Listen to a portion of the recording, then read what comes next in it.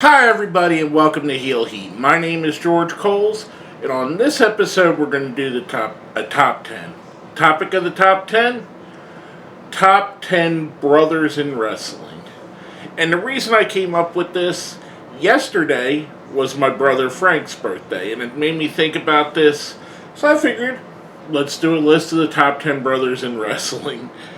Now, I'm sticking with actual family, actual brothers. So kayfabe brothers like the Dudley boys aren't going to count for this list. But the real brothers that are actually blood related, they'll be on here. So this goes out to my brother Frank. Happy birthday, even though we celebrated yesterday and I told you 1,000 times then. Let's jump right into it with our number 10. The Uso Brothers, and now their younger brother, Solo Sikoa, who's now in NXT. What can you say about the Usos? When the history books are written, they're going to go down as one of the top 5 or 6 teams of this generation of the last 15, 20 years.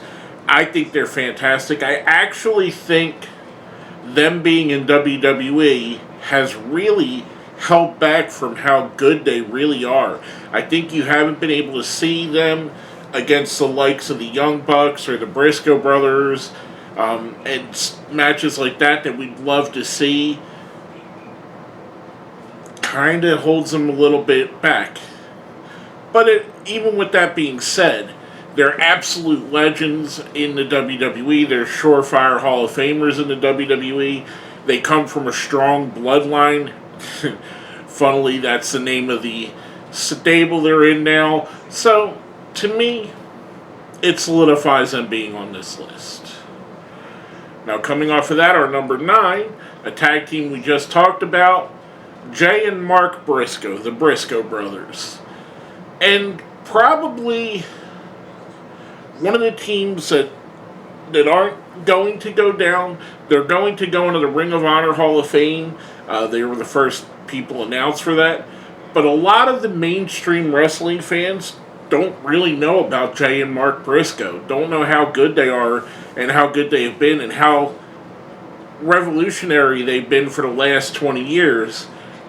2 of the absolute stalwarts of Ring of Honor. 2 of the guys you could count on to put on great matches anywhere. The stuff they're doing in GCW now is really good. The stuff they did in Ring of Honor, obviously, they're 2 of the legends of the company. And then, with the, as of this time, them being free agents, they could show up anywhere at any time. I'd love to see them sign with AEW. I'd love to see them go into the World Tag League in New Japan this year. I think they're awesome, and I really enjoy them. And some of their best work actually isn't even for a promotion. If you follow them on Twitter, they put some of the greatest promos in this generation of wrestling on their Twitter page, and it's just they're just awesome. I think they don't get enough credit for how great they are. We kind of living in the era where we don't pass the flowers, but giving the Briscoes their flowers. They're a great tag team. Now our number 8, the Briscoe brothers. Nope, I didn't make a mistake and put the same tag team twice or the same brothers twice. I'm talking about the originals, Jack and Jerry Briscoe. Now, if you're not familiar, you know there's a lot of fans that came in after the run. I started watching wrestling. By the time I started watching wrestling, their run was pretty much over. But Jack and Jerry Briscoe were absolute legends in the wrestling business. They, with them both as solo wrestlers, they were fantastic solo wrestlers.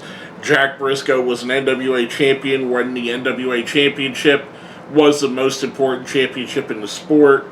Him and Jerry were multiple tag team champions across multiple different companies. They're an amazing tag team, one of the real great tag teams of the territory era of wrestling, one of the great brother teams, and from what I understand, ran a great body shop for a number of years. Just an amazing team. They lit the fire under a lot of people that would come after them. to be as good as these guys were. And I just think they were awesome. I think it was a great team, great pair of brothers, well deserving to be on this list. Now, coming from that, our number 7, the Hardy Boys, Matt and Jeff. I kind of toss this up, these guys on here. The thing that separated these guys from the Briscoes, being 7 and 8, was the Hardys have both had solo world championships. And to me, that's what gave them a little bit of a nudge forward. And no matter what you could say about the Hardys, in full disclosure, they've not been my favorite tag team. I respect what they've done. Jeff Hardy is an innovator. Matt Hardy is an innovator. So many wrestlers in the business right now cite the Hardy Boys as the reason they got into the business. They're a great tag team that's won Ring of Honor championships, WWE championships, Impact Tag Team championships. They've won championships everywhere they're going to go. I have a feeling that we're going to see them very soon back together again, whether that be on an independent show or whether that be in AEW. That's to be seen. But I think the Hardys, again, one of the most legendary tag teams in pro wrestling and very well deserving to be on here. Now, coming off of that, our number 6, a lot of these brothers end up being tag teams, and kind of what makes it famous. Our number 6, one of the greatest tag teams of all time, at the very least in the WWE annals of history, Atha and Sika, the Wild Samoans. Another part of the Samoan heritage is the Samoan dynasty. The Wild Samoans are the ones that really set the table, set the plate for everybody else to eat off of.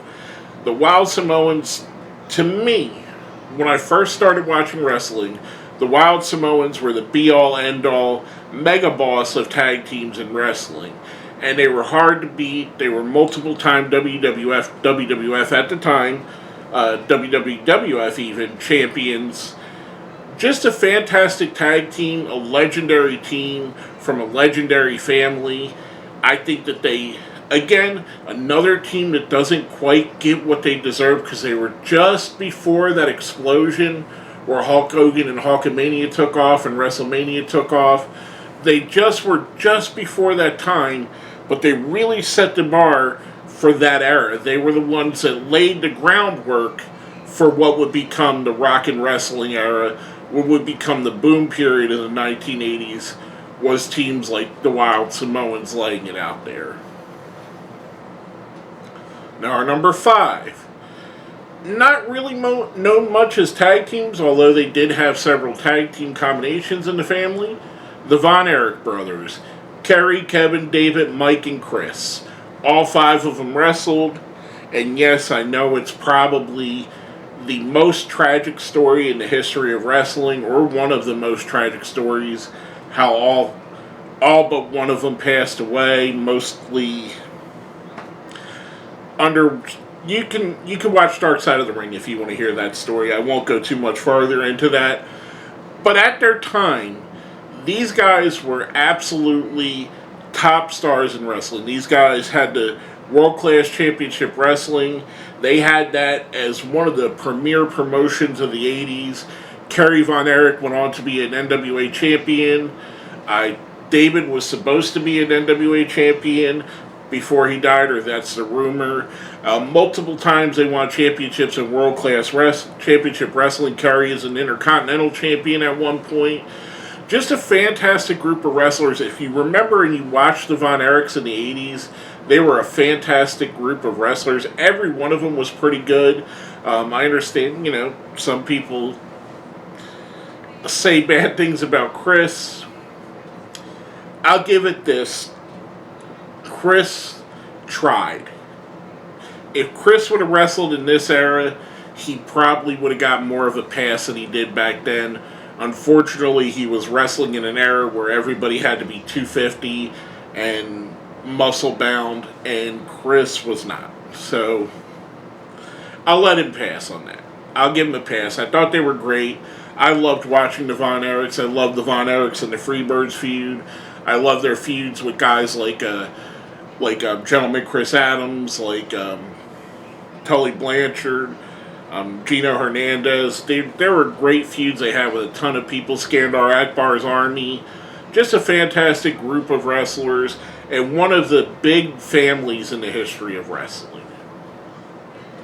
Now, our number 4, going back to brothers that were tag teams, and it kind of hurts me to put these guys down so low because I love them. One of the most controversial tag teams of this generation, you either love them or hate them, and there's people on both sides that are fanatics on both sides of the coin. That's the Young Bucks, Nick and Matt Jackson.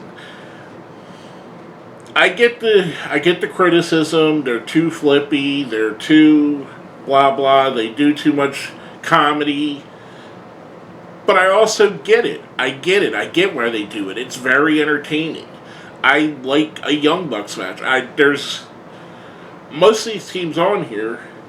I'd love to see wrestle the Young Bucks. The Young Bucks can put on, and they've proven it time and time again. Whether it be against guys like the Briscoes, whether it be against guys like Red Dragon, the Hardy Brothers. They put on a fantastic match a couple of years ago at Ring of Honor with the Hardy Boys. I mean, the Young Bucks, for all the criticism they get, and some of it deserved, sometimes they do go too far, they're just as innovative and just as much of a catalyst for what this generation and what this style of wrestling is going to be, that they really deserve to get up here and to be one of the teams of brothers on this list.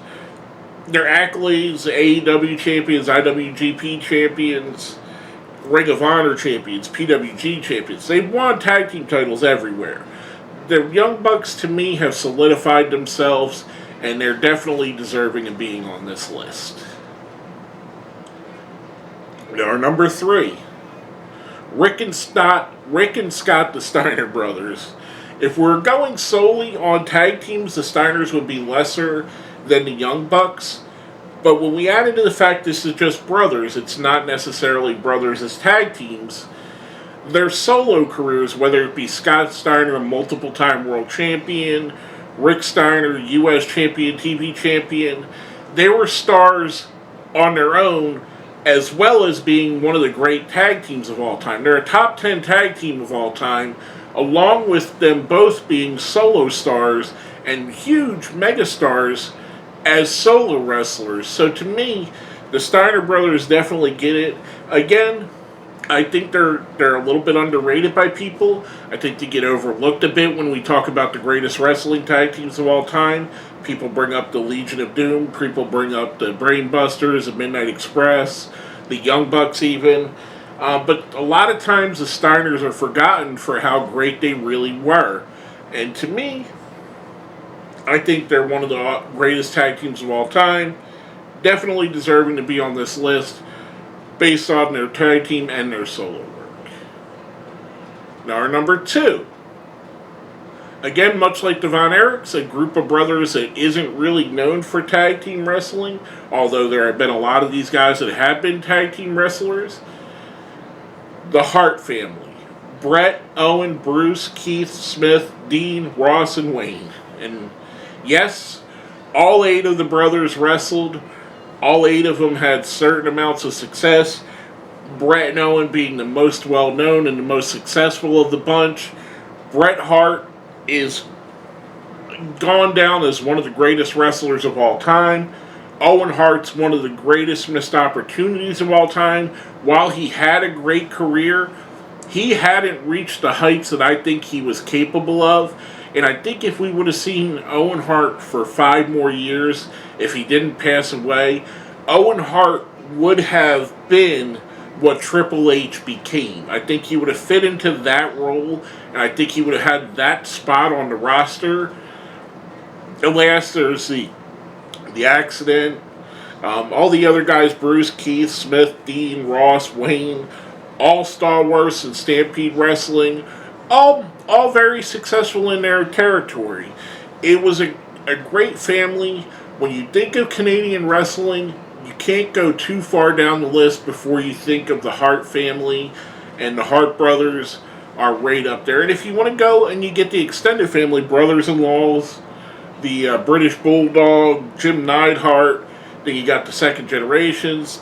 Again, much like the Samoan dynasty, like the Von Erichs, the Hart family, legendary family in pro wrestling. Now, before we get to number one, we do a little thing here on our top 10s called the best of the rest. Basically, it is stuff that was considered for this list, but for whatever reason just didn't make it. First up, Harlem Heat, Booker T and Stevie Ray. Booker T and Stevie Ray, one of the great tag teams of the 90s. I like Stevie Ray. A lot of people don't really. He's considered the Marty Jannetty of the team. But to me, I thought Stevie Ray was an awesome wrestler. Booker T went on to have a legendary career after Harlem Heat, after he was already solidified as a Hall of Famer as a tag team with Harlem Heat. He went on to become a Hall of Famer on his own as Booker T. So, to me, that's why they were considered. They didn't quite beat out some of the people on the list because of some of the legacies that these people have left, but they were definitely in consideration. Next up on the best of the rest, Dustin and Cody Rhodes. Now, again, much like I said with some of these other ones, they have tag team, they've won tag team championships together, but they're known more for their solo careers. Dustin, mainly for his time as Goldust, and Cody Rhodes, mainly for his time after leaving the WWE, becoming an NWA champion, becoming a TNT champion on AEW, being a Ring of Honor champion, joining the Bullet Club, being one of the catalysts that made AEW a thing, being one of the catalysts that made All In a thing.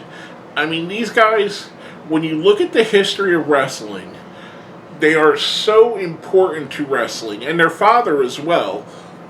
But Dustin, from what he did as Goldust and how revolutionary that character was, and Cody years later with what he's done, and there's a lot of detractors for Cody, but a lot of people forget that Cody is one of the sparks that lit the revolution that started AEW.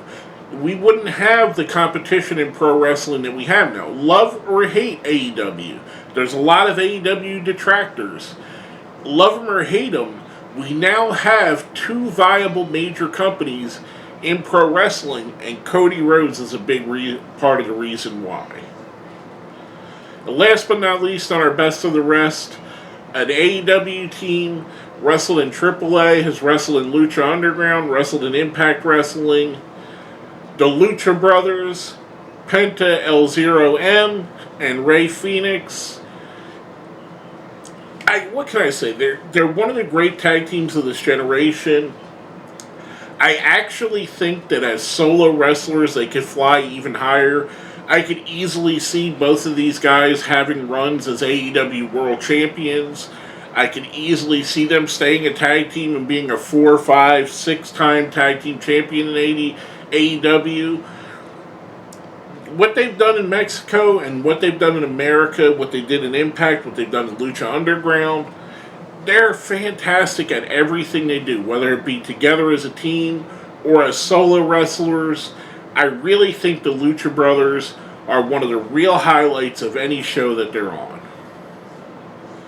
Now, before we get into our number one, if you think I left a family or a set of brothers off the list, if you think I put someone up too high, someone down too low, let me know what you think down here in the comments. Who's your favorite brother tag team? Put them down here and let me know what you think. Now, coming from that, our number one brothers in professional wrestling, Terry and Dory Funk. And my love for Terry Funk has been well documented. My love for Dory Funk has been well documented. The Funk brothers, both of them the only two brothers to have been NWA World Champions. Again, back when the NWA World Championship was the most important thing in pro wrestling. Legendary legendary wrestlers, whether it be in America, whether it be in Japan. For 30 years, these two wrestlers set the world on fire. They were arguably two of the biggest American stars in the history of Japan wrestling, two of the biggest stars in America in wrestling history. To me, when someone asks who the greatest wrestler of all time is, I say it's a two-part answer: Ric Flair and Terry Funk. Because to me, Ric Flair and Terry Funk are the two best that ever did it. And Funk, for what he did, how he changed. Dory too. Dory as well changed with the times. Now, a lot of people remember more of Terry Funk because he was in more high-profile spots when wrestling, after the wrestling boom started. Dory kind of went into the background a bit. Terry Funk would be part of Jim Crockett Promotions, WCW, ECW, WWE, and so on and so forth, where Dory kind of took a little bit of a backseat, went into a training role. But for everything they did, for everything they mean to wrestling, the Funk Brothers, to me, are the most important set of brothers in pro wrestling and the best set of brothers in pro wrestling history. Again, like I said before, let me know what you think. Let me know who you think the best brothers in wrestling history is. Hit me up in the comments, put something down here. And if you watch this video to this long, I think my last video, I may have got a couple people's comments blocked, and I'm sorry about that. I didn't realize that YouTube would block you if you just put balls in the comments. I didn't think it would be something offensive because it could mean basketballs. And I'm sorry, I got a hair that's like on my nose right here that keeps itching me. So I'm sorry if you were one of the people. It looks like there were some blocked comments that I couldn't see, and I have a feeling that that's why. But on this video, if you made it this far, in honor of my brother Frank, put happy birthday Frank. I know it's a day late, at least in the time of this video recording, and depending on how or when you watch this, it may be several days or months or years late. But if you watch a video this long, put happy birthday Frank in the comments for me. With that being said, my name is George Coles, and this has been another Heel Heat Top 10.